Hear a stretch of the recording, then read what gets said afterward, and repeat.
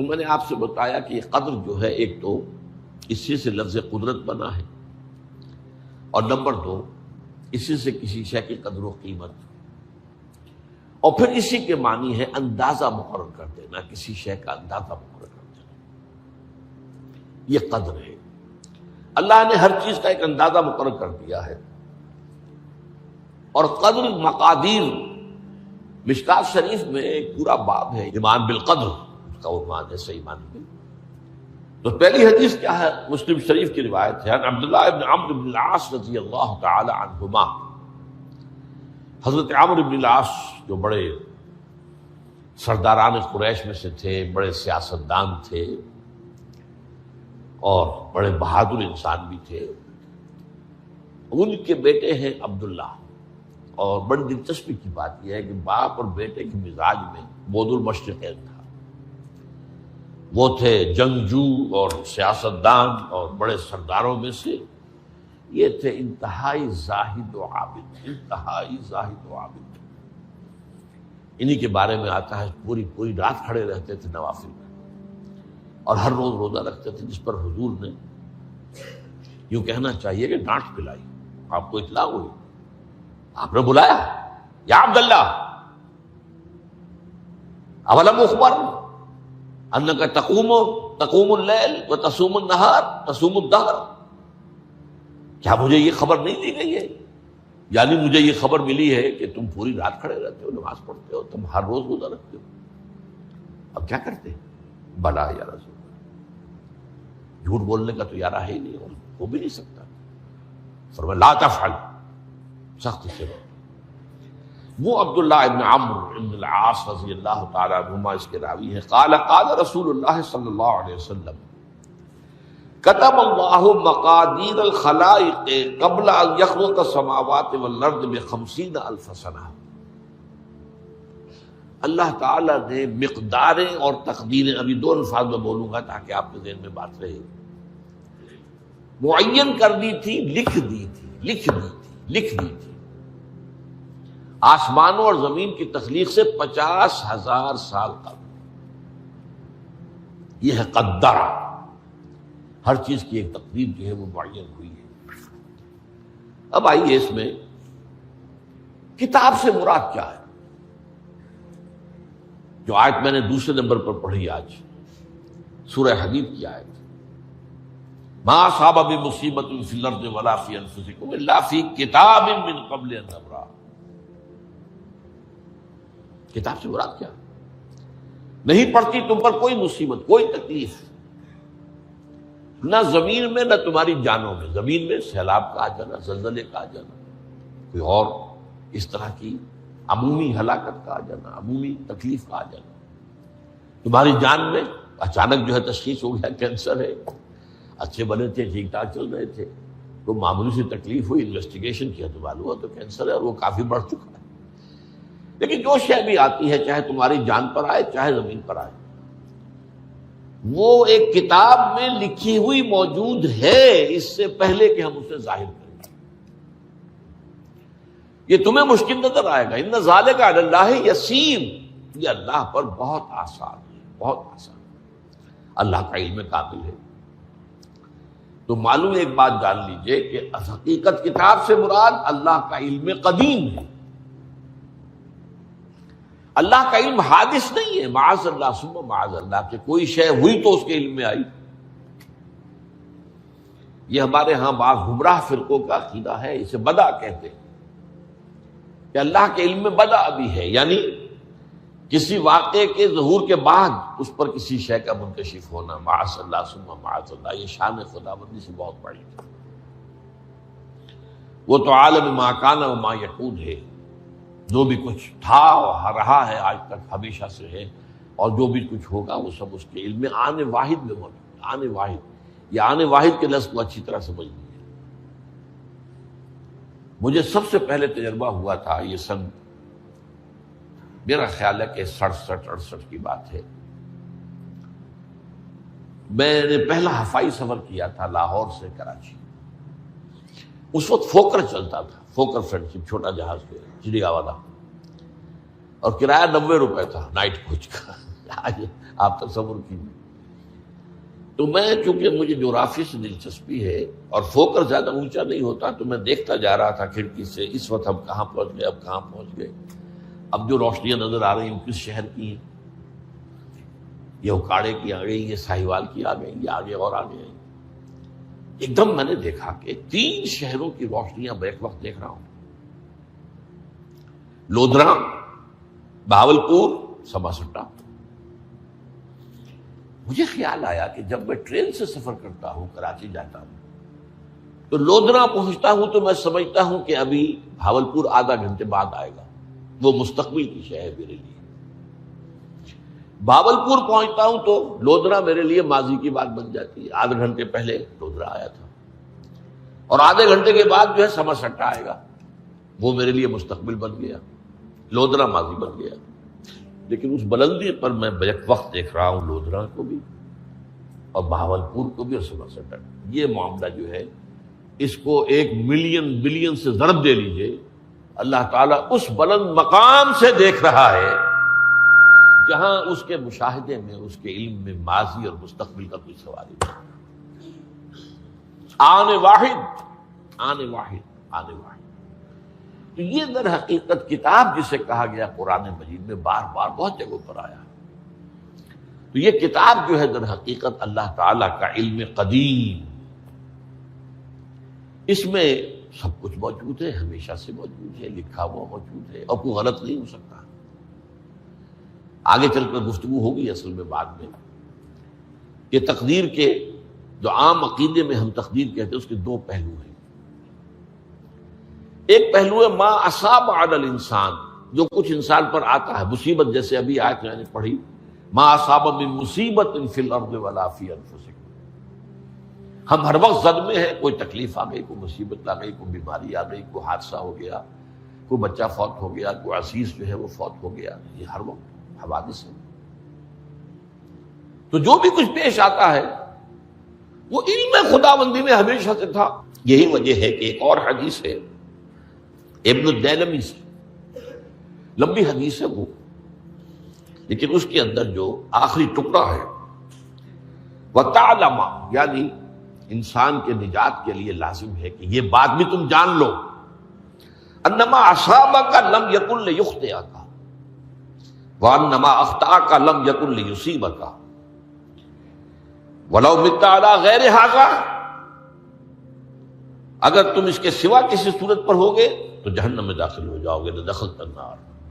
یہ جان لو کہ جو چیز تم پر آئی وہ آنی ہی آنی تھی. دیکھیے ہوتا کیا ہے، کاش کہ میں اگر یوں کر لیتا تو یہ نہ ہوتا. بس یہی ایمان بالقدر کے منافی ہے.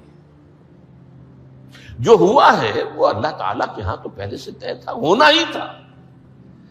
تمہاری کوئی تدبیر، کاش کہ میں اس وقت یہ کر لیتا. یہ لو، اسی لیے ایک حدیث میں الفاظ آئے ہیں ان کلمۃ لو تفتح عمل الشیطان. اس لو سے، کاش، اس سے شیطانی عمل شروع ہو جاتا. کاش کہ یہ ہو جاتا، کاش میں یہ نہ کرتا، کاش کہ ہو جاتا. تو یہ نہیں. تعلم انما اصابک لم یکن لیخطئک. تو جان لے اس بات کو کہ جو چیز تم پر آئی ہے وہ ہرگز ٹلنے والی نہیں تھی. کوئی تدبیر تم کر لیتے، کوئی کسی وقت کوئی ہیلا کر لیتے، کوئی تم قدم اٹھا لیتے، کچھ بھی کر لیتے، وہ تو آنی ہی آنی تھی. وما انما اخطاک، جو چیز تم سے چھوٹ گئی، رہ گئی، نہیں ملی. ایک ویکنسی ایڈورٹائز ہوئی تھی، آپ نے بھی درخواست دی تھی، آپ کو نہیں ملی. اب آپ ہو کاش کہ میں نے فلاں سے سفارش کرا لی ہوتی، بس گئے. تو جو چیز چھوٹ گئی وہ چھوٹ جانی ہی تھی. اس میں قطعاً جو ہے کوئی شکل، کوئی تدبیر، کوئی سفارش، کسی طرح کا کوئی بھی ہیلا، کوئی جو ہے اس پہ کارگر نہیں ہو سکتا تھا. لم یکن لیصیبک ومت علی غیر ذلک. اگر تو اس کے سوا کسی کیفیت پر تیری موت واقع ہوئی، اگر یہ یقین نہیں ہے، یہ ہے تقدیر کا وہ مفہوم کہ جس کا تعلق ہے علامہ اصاب الانسان، جو انسان کے اوپر وارد ہو رہا ہے. اس کے ضمن میں تقدیر کا مفہوم کیا ہے؟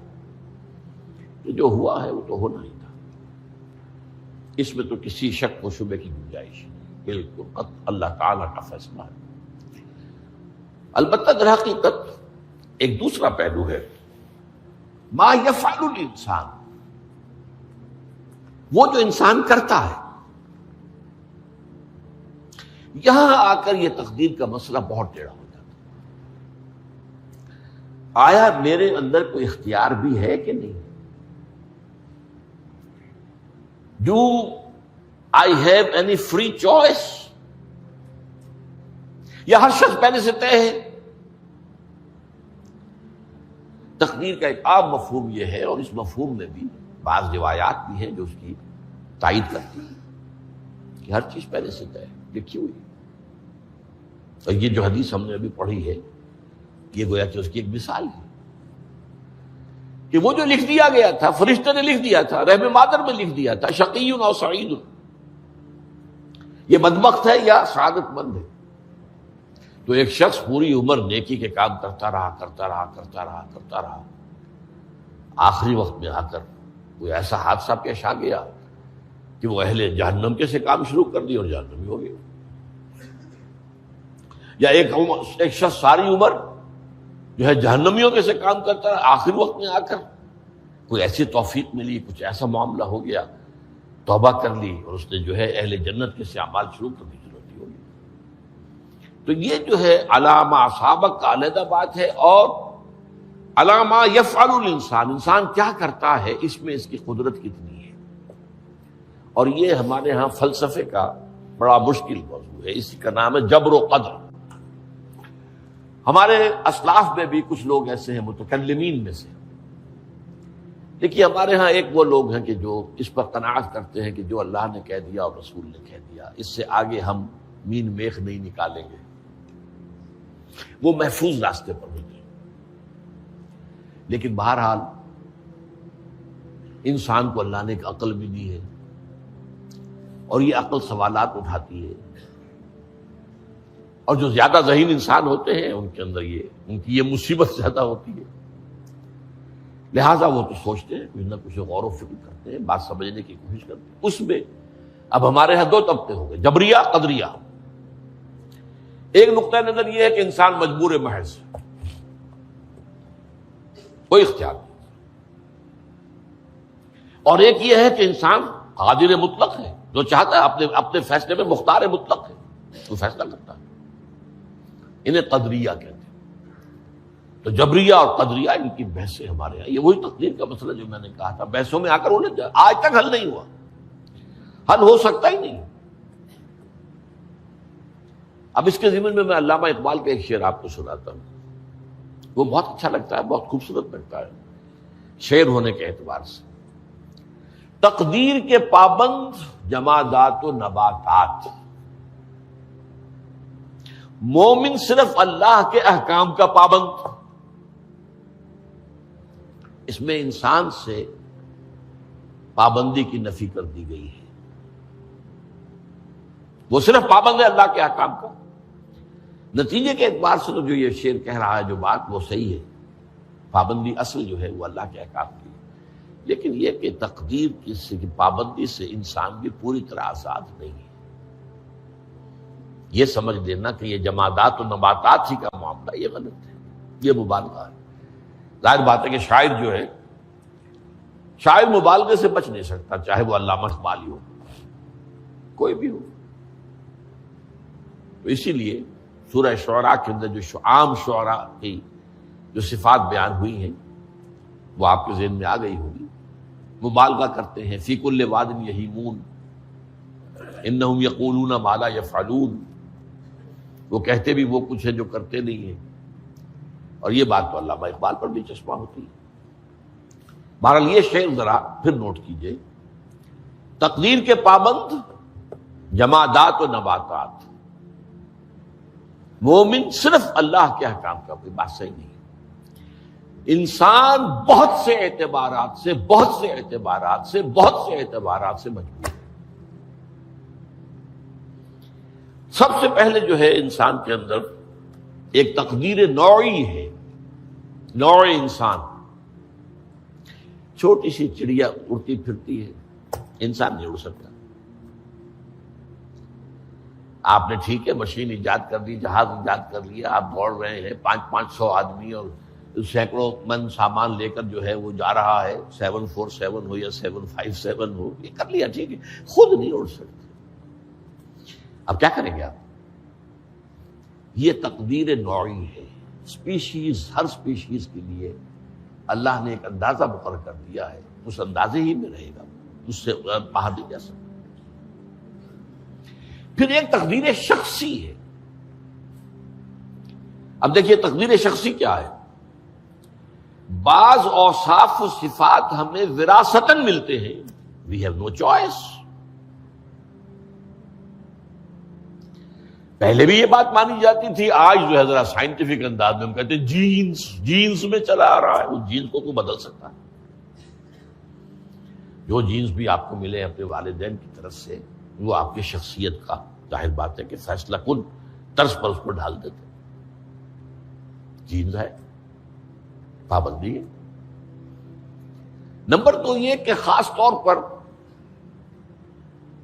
جو گھر کا ابتدائی ماحول ہوتا ہے، ماں کی گود اور ابتدائی گہوارہ گھر کا، اس کے جو اثرات مرتسم ہو جاتے ہیں شخصیت کے اوپر، وہ بھی بڑے مستقل ہوتے ہیں، پختہ ہوتے ہیں۔ ان دونوں چیزوں کو ضرب دے لیجئے، hereditary factors multiplied by environmental factors, اس سے مل کر ایک شے تیار ہوتی ہے جس کو قرآن کہتا ہے شاکلہ۔ قُلْ كُلٌّ يَعْمَلُ عَلَىٰ شَاكِلَتِهِ فَرَبُّكُمْ أَعْلَمُ بِمَنْ هُوَ أَهْدَىٰ سَبِيلًا، سورہ بنی اسرائیل۔ شاکلہ کسے کہتے ہیں؟ شاکلہ، شکل دینے والی شے۔ آپ کو لوہا ڈھالنا ہے، کوئی خاص پرزہ بنانا ہے، اس کا پہلے سانچہ بناتے ہیں ہم، لوہے کو پگھلا کے اس میں ڈالیں گے تو جیسا سانچہ ہوگا ویسا ہی لوہا جو ہے وہ شکل اختیار کرے، اسے شاکلہ کہتے ہیں۔ یہ شاکلہ جو ہے ہر انسان کا، اس سے باہر انسان نہیں جا سکتا، اس کے اندر اندر سٹرگل ہوگی، اس کے اندر اندر اس کی جد و جہد ہوگی، لیکن اس کا یہ مطلب نہیں ہے کہ اس کو کوئی فری چوائس ہے۔ فری چوائس ہے، لیکن وہ فری چوائس انہی حدود کے اندر کام کرے گا، اس سے باہر نہیں۔ اس بات کو مختلف احادیث میں حضور نے بہت خوبصورتی سے بیان کیا۔ ایک حدیث بڑی اہم ہے، بڑی اہم ہے، الناس کالمعادن، انسانوں کی مثال بھی معدنیات کیسی ہے۔ اب سونے کی معدنیات میں سے سونے کی جو اور ہے، اب پتہ نہیں اردو میں مجھے معلوم نہیں اور کا ترجمہ کیا کرتے ہیں عام طور پر، لیکن جانتے ہیں اور وہ کچی دھات جس سے کو صاف کر دیتے ہیں تو پھر وہ دھات جو ہے خالص شکل میں سامنے آ جاتی ہے۔ سونے کی اور سے سونا بنے گا، چاندی کی اور سے چاندی بنے گی، سونا تو نہیں بن سکتا، جتنا چاہے صاف کر لیں، وہ اور تو مستقل۔ الناس کالمعادن خیارکم فی الجاہلیت خیارکم فی الاسلام، جو تم میں جاہلیت کے دور میں، پری اسلامک دور میں جو بہترین تھے، وہی اسلام میں آ کر بہترین ہوئے۔ وہ اور سونے کی تھی، وہ صاف ہو گئی ہے، اور سونا جو ہے وہ نکھر کر خالص سونا بن کر آ گیا ہے، اسلام نے صاف کر دیا۔ وہ چاندی کی اور تھی، اسلام نے اس کو صاف کر دیا ہے، وہ نکھر کر چمکتا ہوا جو ہے وہ چاندی بن گئی۔ لیکن یہ کہ اذا فقہوا، البتہ پھر اس میں ایک اضافہ کیا حضور نے، جبکہ ان کے اندر دین کا فہم داخل ہو جائے، تو یہ کہ جو بہترین پہلے تھے وہی بہترین اب ہوں گے۔ اسلام لانے سے پہلے بھی بہترین ابو بکر تھے، اسلام لانے کے بعد بھی بہترین ابو بکر۔ حضور پر وحی سے پہلے بھی بہترین خاتون خدیجۃ الکبریٰ تھی، ایمان لانے کے بعد بھی بہترین خاتون خدیجۃ الکبریٰ۔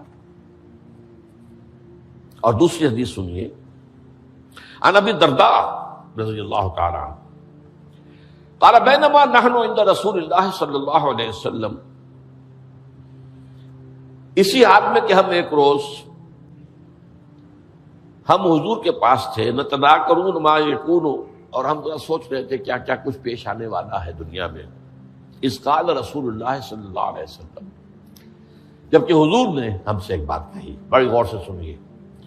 اذا سمعتم بجبل انزال عن مکانہ فصدقوہ، اگر تم یہ سنو کہ کوئی پہاڑ اپنی جگہ سے ٹل گیا تو مان لینا. وَإِذَا سَمِعْتُمْ بِرَجُلٍ تَغَيَّرَ عَنْ خَلْقِهِ فَلَا تُصَدِّقُوهُ، اور اگر تم سنو کہ کوئی شخص جو ہے وہ اپنی سرشت سے، اپنی جبلت سے بدل گیا تو کبھی نہ